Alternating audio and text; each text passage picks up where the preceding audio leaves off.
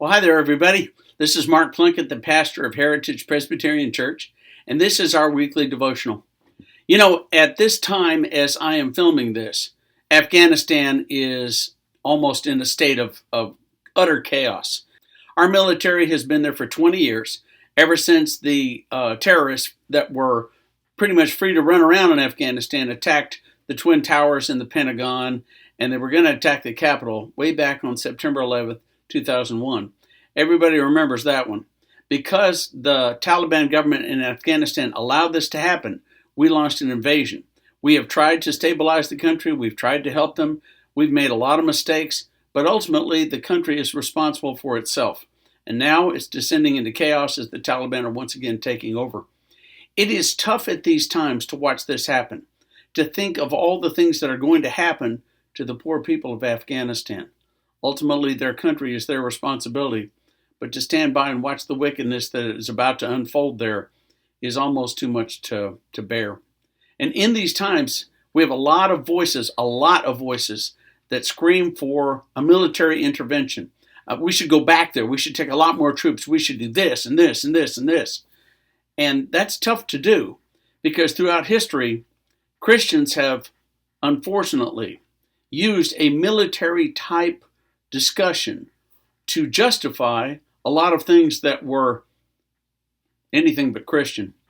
When the Crusades happened, for example, the original Crusades were designed to free the Holy Land from the Muslims and to restore it to a Christian rule. I'm not sure there ever was a Christian rule in the Holy Land, but that's what they were trying to do. In trying to do what perhaps was that goal, whether it was noble or not, thousands of people were slaughtered, absolutely slaughtered on both sides. Wickedness just descended upon what we almost mockingly call the Holy Land. And throughout history, there have been wars, slaughters, and done in the name of God, no matter what people may call God. And that, I am positive, is not what any of those religions are called to do. But I want you to listen to some tough language from the book of Ephesians. Now, this is supposed to be metaphoric. It's supposed to paint a picture in your mind. It's not supposed to be literal. But listen to how people could possibly misunderstand this. Okay, Paul's letter to the Ephesians, chapter 6, beginning with verse 10. It's called the whole armor of God. Finally, be strong in the Lord and in the strength of his power. Okay, nothing wrong with that. Put on the whole armor of God so that you will be able to stand against the wiles of the devil. Now here's where problems start to happen. Put on the whole armor of God. Nobody is saying put on an armored suit. Nobody is saying get all your weapons together and get ready to go into battle. The metaphor here is protect yourself from Satan, not a military solution, but from Satan. Unfortunately, it goes on. For our struggle is not against enemies of blood and flesh, but against the rulers, against the authorities, against the cosmic powers of this present darkness, against the spiritual forces of evil in the heavenly places. Notice it doesn't say our struggle is against that general over there, or that leader over there, or that army over there. It doesn't say that. It continues the metaphor. Pay attention. Therefore, take up the whole armor of God, so that you may be able to withstand on that evil day, and having done everything, to stand firm. Stand therefore, and fasten the belt of truth around your waist.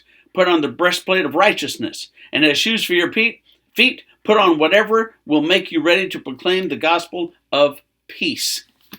Now, when you slow it down a little bit, and you listen a little bit more closely, it doesn't sound military at all. It's a metaphor. It's a word picture. It's supposed to create something in your mind that makes you think of, I have to protect myself from the devil because the devil is always trying stuff. He's always trying stuff. That's absolutely true. There's wickedness in the world, and it has existed since the world began. So to protect ourselves from the devil's wiles is what Paul says in Ephesians. We have to put on the armor of God, not physical armor, not military or anything like that. Having nothing to do with Afghanistan, Vietnam, Korea, Nazi Germany, none of that stuff. It has to do with protecting ourselves against what Satan can lead us to do. Think about that and think hard about it. What are you doing to protect yourself against the wiles of the devil? Think about it, Christians.